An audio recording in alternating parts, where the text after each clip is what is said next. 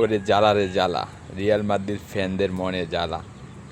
অতি তারা অতি উৎসাহিত ছিল রদ্রি রিয়াল মাদ্রিদ হয়ে খেলবে, কিন্তু না ভাই, রদ্রি তো বার্সার হয়ে খেলবে। বার্সাতে অলরেডি সাইনিং করে ফেলছে, সে একটা সাইনিং ছিল। এজ এ বার্সা ফ্যান হিসাবে আমরা অত্যন্ত আনন্দিত যে এরকম একটা সুন্দর সাইনিং বার্সা করছে।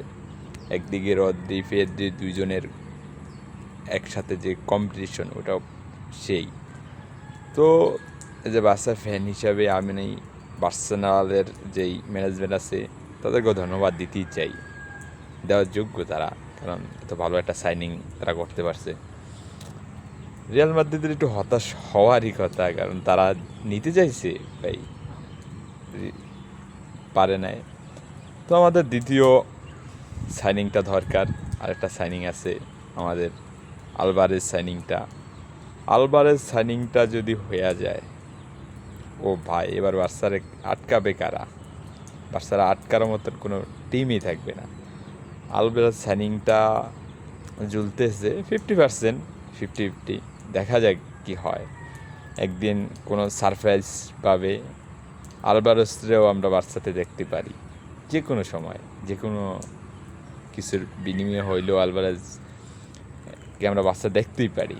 যেমন রদ্রি সাইনিং হয়ে গেছে ভাই, তো এরকমও আলভারেজও কেন সাইনিং হয়ে যাইতে পারে।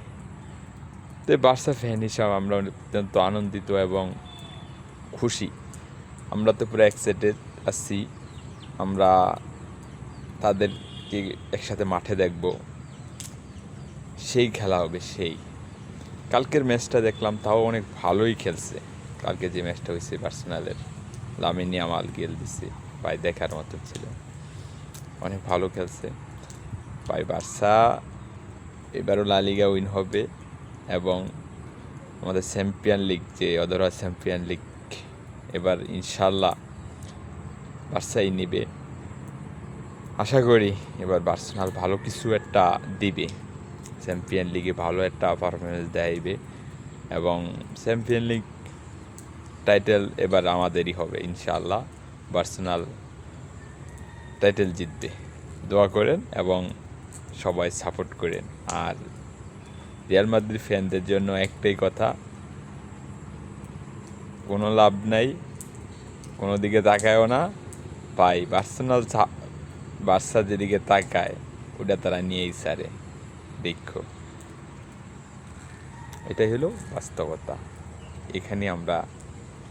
এটাই আমাদের আশা ভরসা।